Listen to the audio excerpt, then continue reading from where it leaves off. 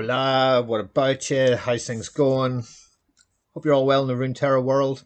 We're from the Dongers of Runeterra. My name is Sith Holocron, as you can see right underneath my little head and my microphone. And we have released a whole ton of brand new decks with Zoe, with Victor, with Riven. Tons of them all on here. I released them today as the patch has gone live, which is like super exciting. But I have had one deck idea that I think is fantastically good and has like old characters in it. So we're going to be in Targon because Targon got a brand new landmark, and landmarks, we've got new landmarks as well, never mind new champions. And the first one I want to build a deck around is Targon's Peak. So here it is. And this is going to be quite a little quick video. Thank God all the cards are here. So I have bought everything. We have got everything that we need, which is pretty damn good. And here we go. So Targon's Peak, I will show you what Targon's Peak is, which is this. I don't really like this. I don't think that's quite as nice as it was before, but obviously we've got to do all your prismatic nonsense, so I'll probably do that with every champion I've got. So Targon's Peak, landmark, nice. Round start, reduce the cost of a random card in each player's hand to 0. Okay, so landmarks. What does it actually say about a landmark? So if you're brand new to Runeterra, welcome. Landmarks take up units. You can get 6 units on your side of the pitch. They can get 6 on their side of the pitch. The problem is, although these take up a space on the board, they can't attack, they can't block, or take damage. You can't kill them through spells, and that's about it. After that, they're there. There have been a couple of really good landmarks. Abyss and Star Springs, 2 fantastic ones. This, I think, is brilliant. I think the chances of this being absolutely well past meme to like wonderful is kind of huge. Reduce the cost of a random card in each player's hand to 0 this round. Okay, so that's what this card is doing. That's pretty good. So, I've decided to team up Targon, but not a lot of Targon. No Pale Cascades, no nothing like that. Nothing like this at all. And try and build it like a Feel the Rush, blah blah blah sort of deck. And then get monster-sized units and hope that the randomization from Targon's Peak gives me huge things for free. So, early doors, what do we need? Well, I've went with Spacey Sketcher. Discard a card to invoke a Celestial card that costs 3 or less. These are going to be the ones that you want to actually pay out the first 3 rounds. So Spacey Sketcher is the only thing you can play on 1. Pick something that you can play on 2 or 3. Or 1. Pick something that's kind of good against the opposition. That's key. And preferably a unit, because that's going to keep you alive quite a bit. Sketcher's only a 1-1. You have to discard a card to invoke. And you'll have quite a few cards that you're going to get rid of in your mulligan. If this works as well as I think it will. Card number 2 costs 2 mana. The only 2 mana drop in the game. If you haven't figured out that this is going to be incredibly expensive, this deck, look down the sides here. There's an awful lot of big, juicy cards. Faces of the Old Ones. Round start, if you have an 8 cost card in hand or on the board, you get an extra mana gem this round. Mana, for a highly expensive deck, is a key commodity. It's a monstrously large key commodity, so we need an awful lot of mana to be able to put down things if we don't draw Targon's Peak. I assume at some stage Riot will turn around and go, okay, we have Entreat in Demacia that draws a champion. I would assume one region will get a card such as that. Entreat costs 2. You get whatever one of your champions that it is. If you're running a mono champion, just like say Mono Fiora, it will bring you a Fiora out, which is kind of good. And that's on 2, and then you can pay her on 3, which is kind of nice. So, this will get you an extra mana gem this round, which is real good. And that's every round start, you're getting an extra mana gem. As if that isn't enough, in the 3 drop, we're getting extra mana gems this round through Wording Stones. It's a 0-3, it's pretty good. Faces the Old Ones, 0-2. Wording Stones, 0-3. So, not too bad. We're only running 2 Wording Stones, though. And 3 Faces of the Old Ones. Should all fail, and we can't get anything we can play in the first 3 rounds, and Avalanche will probably destroy every single bit of the opposition, take out most of their stuff, and get rid of it all. That's kind of good. I like it. Avalanche is a phenomenally good card. Yes, it costs 4, but we're not running flash freezes for 3. We're not running the 1 cost freeze spell. This is just deal 2 to all units, which is kind of fun because other cards in this deck do exactly the same thing. So we're doing a lot of damage to try and minimize our damage. That's kind of what we're doing. And then we're going to go to the brand newest edition in the Solari family. So obviously with the Priestess and the Soldier and all that sort of stuff. This is the Solari Sun Forger. So it's Daybreak. Play this card first. You get the trigger. The trigger is give me lifesteal this round. And a 5/4 lifesteal is very similar to reverse the stats, make it a 4/5. If something has died, you would have cast 5 into Demacia and got the absolutely wonder card that came out with Tough and Lifesteal because they are brilliant. Radiant Guardians, they are fantastic. This is a 5/4 Lifesteal just for the round. So like most of the Daybreak stuff, it only lasts 1 round, but ensure that you get that out there and you're putting 5 health right back onto your Nexus, and that is amazing because if you kind of think about it, Sketcher's not going to stay around too long. Whatever you've invoked, try and get a unit to try and block again. You want to try and keep Faces and the Stones as alive as possible to get you the extra mana, which is fantastic. This should put you back up to 20. And as if Stones and Faces weren't enough, we're running 3 Catalyst of Ions, get an empty mana gem, and then heal your Nexus 3. So you can see there's an awful lot of heal coming through this deck, a lot, through the Solari Sunforger and the Catalyst of Aeons. The fact that you get an empty mana gem to go on top of the Stones mana gem and the Faces mana gem, all of a sudden you're just building up a whole ton of stuff, which is fantastic. We're also running 2 Star Shaping. Star Shaping and will invoke a Celestial card that costs 7 or more, then heal an ally or your Nexus 5. Now, here's my advice if you're going to play this deck. Take one that costs 8, because you need the 8 cost one to get the Faces of the Old Ones out, to give you that extra mana gem, while that just gives you it. So we need 8 drops at least in hands for you to get the extra drop, or it's really probably not worth putting down, because at 0/2 you're not getting an awful lot. But Star Shaping, the fact that it can heal either an ally or your Nexus 5, you can see with Sunforger and Catalyst of Aeons healing 3, this healing 5, that healing 5, your Nexus is going to stay incredibly strong and very, very impregnable for quite some time, because this deck doesn't kick off until you play Targon's Peak.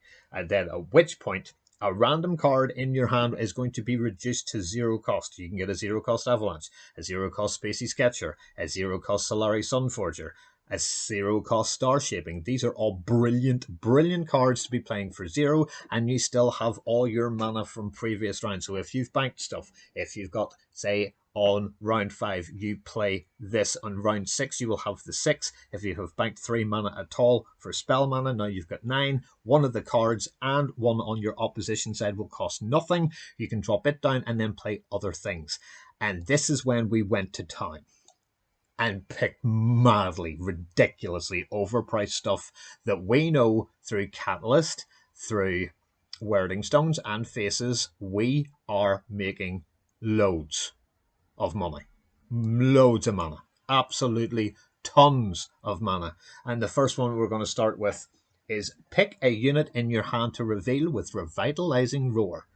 Heal your Nexus equal to its power, and if you're past round 10, this deck wants to go past round 10.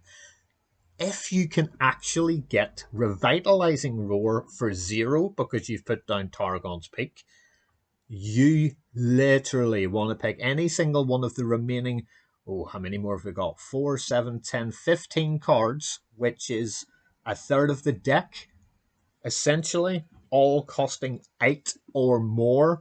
So the chances of you not having Faces of the Old Ones triggered already with that amount of cards, I'm not even wanting to do the math, but it's practically impossible that you're not going to have something that will then trigger off Faces of the Old Ones. You're getting mana from there. You're getting a mana gem from here, we're all good. Revitalizing Roar is brilliant because that would make one of our champions 0. Anything. Anything. Okay? So what do we mean? I can pick any unit at all and heal the Nexus equal to its power. I don't want you doing anything to my Nexus, not at all, which is why we're running 3 of these along with the 3 Targons Peak.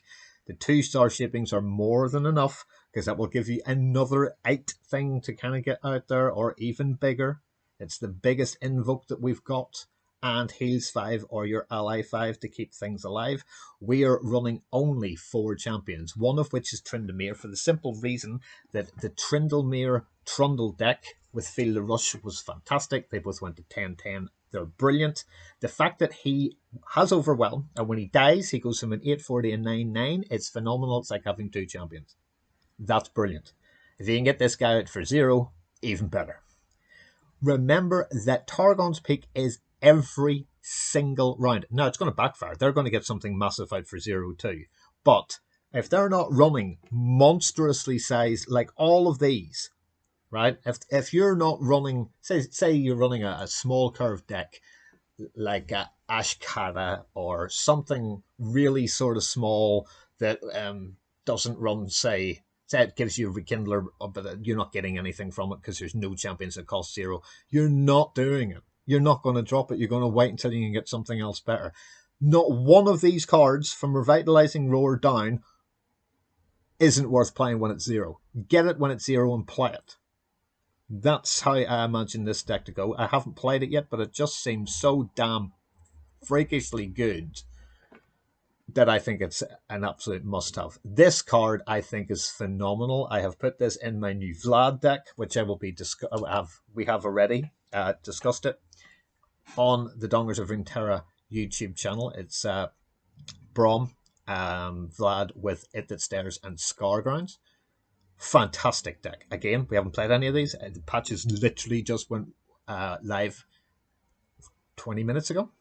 So we're all ready to go. It That Stares is brilliant. You get 2 options, which is you can obliterate all landmarks, which you really don't want to do because you don't want to lose Targon's Peak. That would be bonkersly stupid. That's stupid. Even with all the mana in here, you're not going to afford all this. Or deal 2 to all other units. Dealing 2 to all other units is a built-in avalanche for 8, and you still get an 8-8 unit. That is fantastic. That is absolutely fantastic. Here. Just go away. And people who are playing landmark decks, this is a landmark deck. Brilliant, then take out the landmark. If you're not playing against something that you know it has landmarks, you're avalanching with an 8-8 unit. Hello. So essentially, this costs 4. 4 for the avalanche, which is deal 2 to all units. Deal 2 to all other units. So that costs 4. So we're getting an 8-8 that costs 4 mana. And an avalanche. Take your pick. That's fantastic. As I say, we're only running 1 Tryndamere because that's good enough. And yeah, this is the meme card. Welcome back to the old ones. Get 2 empty mana gems. You see where we're going with this whole synergy kind of thing of give me all the cash. Give me all the cash. For the top 4 cards in your deck, draw each card that costs 8+, and then place the rest back into your deck. So we have got 3, 4, 7, 10, 15 cards. If we get 2, they're in your hand. Okay? It's burst speed. It only costs 6 because you're getting 2 mana gems back. Draw the top 4 cards. Draw each card that costs 8 mana, and then place the rest into your deck. Now, it doesn't say shuffle. It's place the rest into your deck. Yep.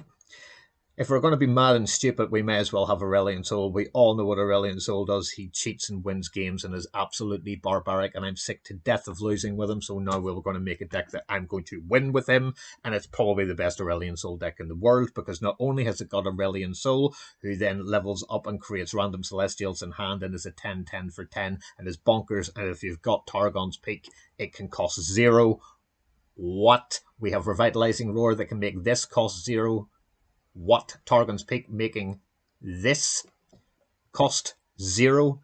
We've now got 2 things that can make things as long as it's past round 10. Revitalizing Roar will make a card 0. Targon's Peak will make a random card 0. She Who Wanders to obliterate all followers for 4 or less power in play and in hand. Goodbye. To put down a 10-10. That is absolutely fucking frightening. That is ridiculous. Absolutely ridiculous. And as if life couldn't get any more broken, let's put 2 Field of Rushes in that cost 12 and we can get that for nothing. Nothing. Because Targon's Peak will reduce a random card, while Revitalizing Roar, you pick a unit, so do heal 8, heal 8, heal 10, heal 10. Revitalizing Roar does this. Targon's Peak can make this, make Aurelian Soul stay as a 10-10, and Trindlemere as a 10-10 to feel the rush and go completely bonkers. This is Targon's Peak. I'm amazed we haven't seen an awful lot of people even thinking about Targon's Peak yet. And I think this deck can be absolutely brilliant. The deck code for it is about to be clicked right now. And done. My name is Sith Holocron from the Dongers of Runeterra. All our social media links and all that stuff are downstairs underneath this video on YouTube. Go click them, take the deck code, take this out for a spin, and enjoy making your opponent cry like a little baby you've just stolen a toy off. Targon's Peak's great. Thanks for watching. Till the next video. Dongers out.